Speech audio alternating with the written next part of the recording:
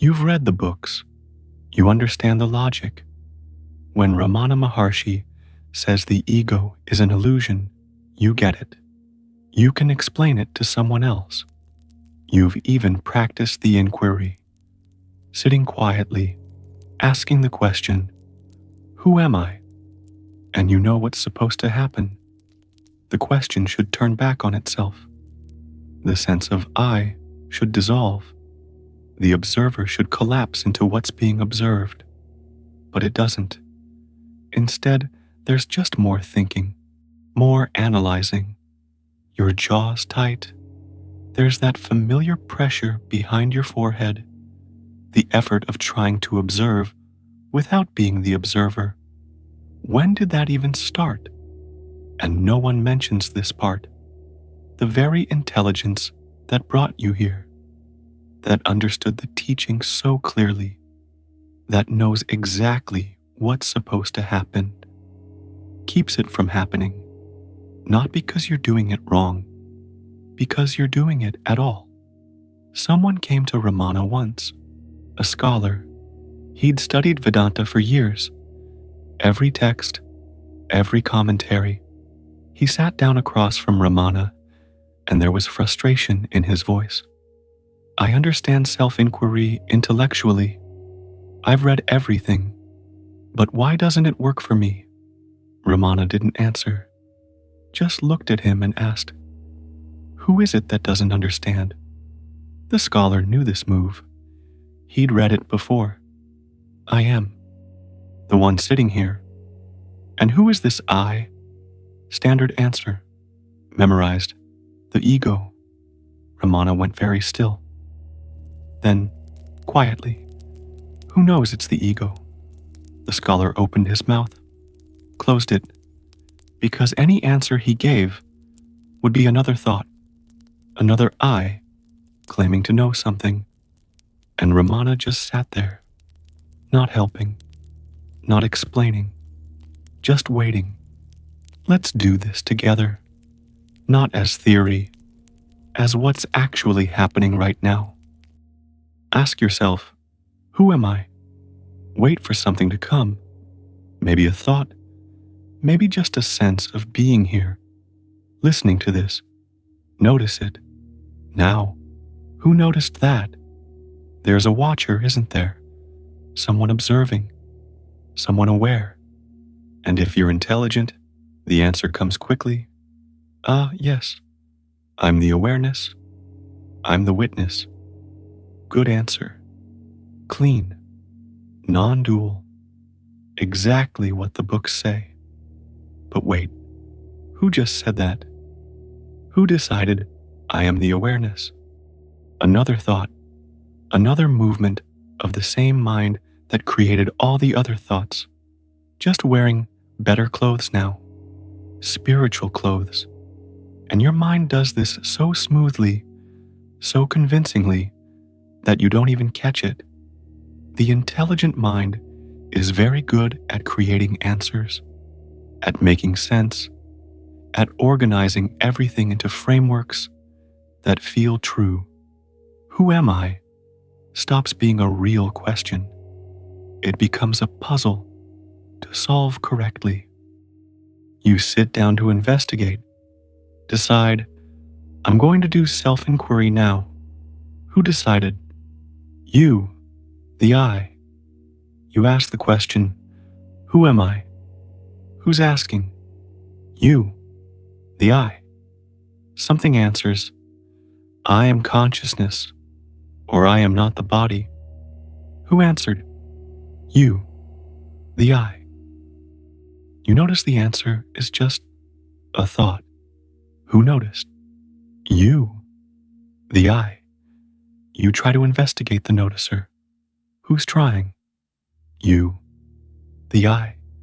You're sitting there, eyes closed, and there's this sensation like falling backwards through yourself, layer after layer, watcher after watcher, each one trying to observe the previous one, and no ground anywhere. The intelligent mind thinks, I need to be more aware, more present, I need to practice more. But the technique isn't failing because you're not good enough at it. You've been at this for how long now? 2 years? 5? Reading another book? Trying another technique? Adjusting the practice? Maybe if I sit longer? Maybe if I ask the question differently? And there's this quiet panic underneath. This sense that everyone else must be getting it. That you're missing something obvious. That you're, what? Not spiritual enough? Not surrendered enough? Still too much in your head? Yeah, still too much in your head. But trying to get out of your head. Who's trying? The head. The mind. The same structure trying to escape itself by creating an escape plan. Ramana said once, the I thought is the source of all other thoughts, and your mind hears this and immediately creates a strategy. Right, so I need to observe the I thought, catch it when it arises, watch it carefully, but watch. Observing it is itself another I thought. The one who's watching, the one who's trying to be aware. A visitor asked Ramana, how do I observe the I thought without creating another observer? Ramana looked at him for a long moment. Find out who is asking that question. Not as a deflection, as the only answer possible, because every attempt to step outside the mind and observe it happens inside the mind. The observer you think you've become, just a new corner of the same room. You didn't leave. You're standing in the corner now, looking at the rest of the room, thinking you've escaped. But you're still in the room. You're sitting there right now, listening to this, maybe nodding. Yes, I see. The observer is the obstacle. Got it. Who sees that? Another observer, just one layer back. And if you catch that one, there will be another, and another. The intelligent mind can create infinite regress. It's very good at that. Master's degree in it. Someone told Ramana once, I've been practicing self-inquiry for 5 years. Nothing's happened. Ramana asked, who has been practicing? I have. Find that I. The visitor's frustration was visible now, almost desperate. But that's what I've been trying to do for 5 years. Ramana smiled slightly, very slightly. No, you've been thinking about it for 5 years. Silence. The visitor tried again, voice tight. So how do I stop thinking about it and actually do it? Ramana just looked at him. Who wants to stop thinking?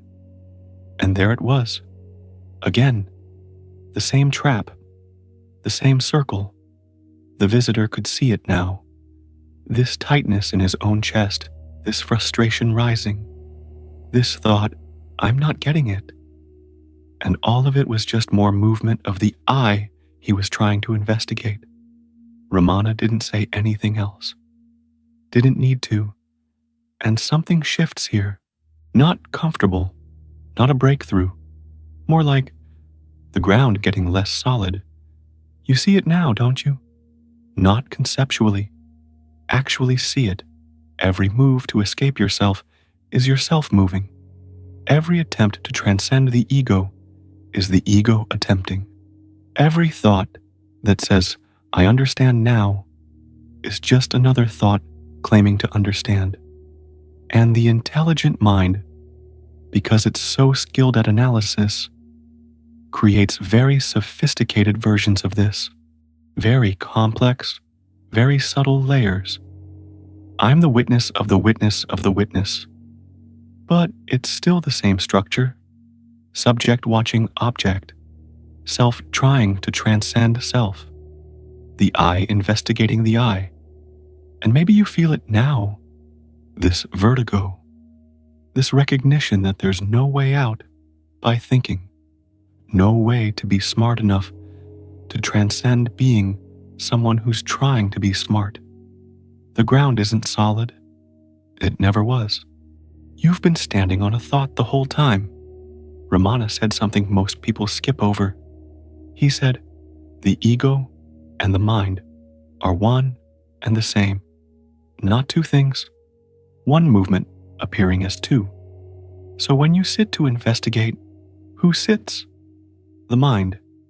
When you try to observe thoughts, who observes? The mind.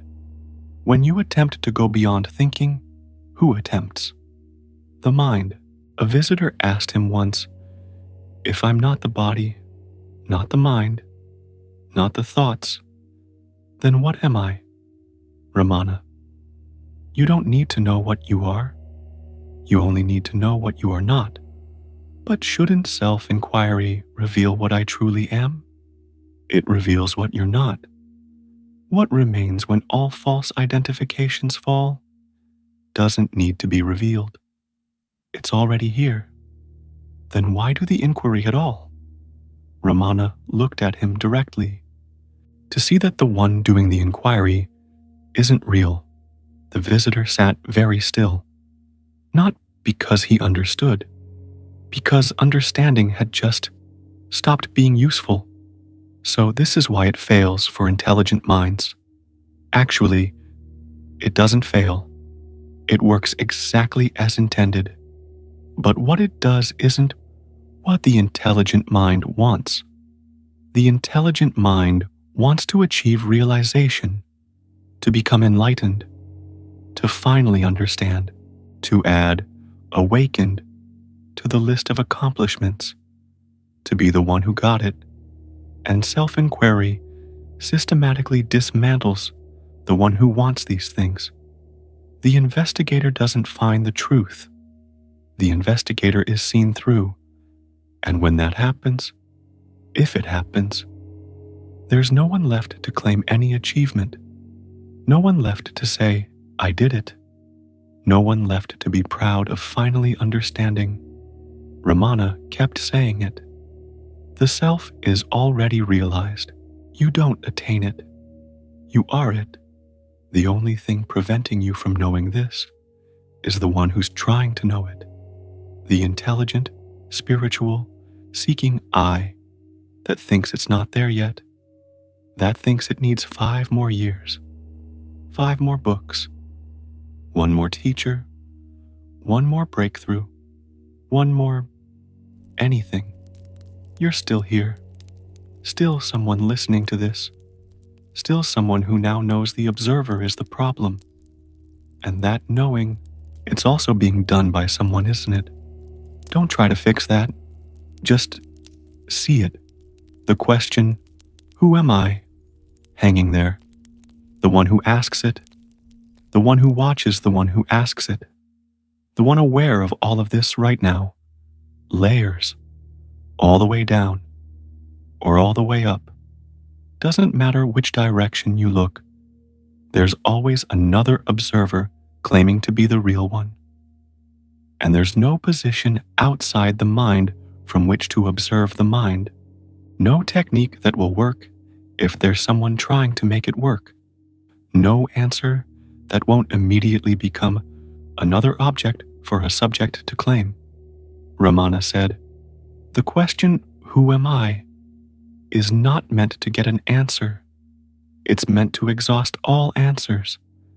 Every answer, I am consciousness, I am awareness, I am the self, has to fall eventually, because it's still an answer, still a conclusion, still something the mind is holding on to, still someone claiming to know.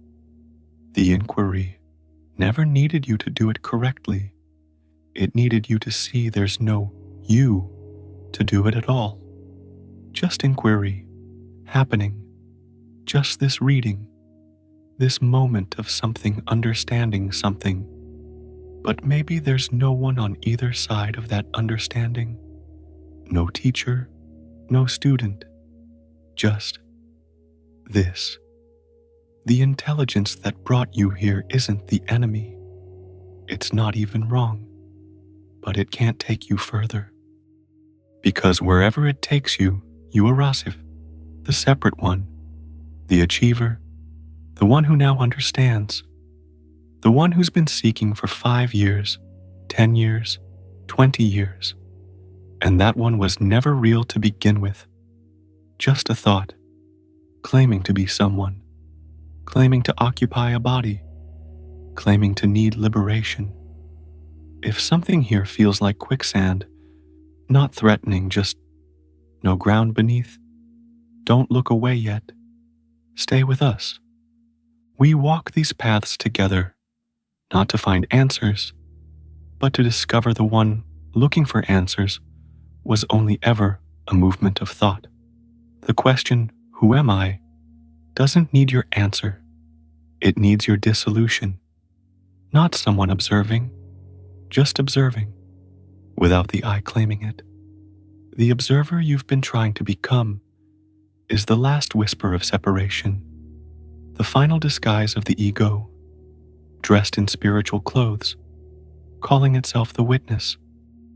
And when that falls, no one there to know it fell. Just this, always just this. No one there calling it anything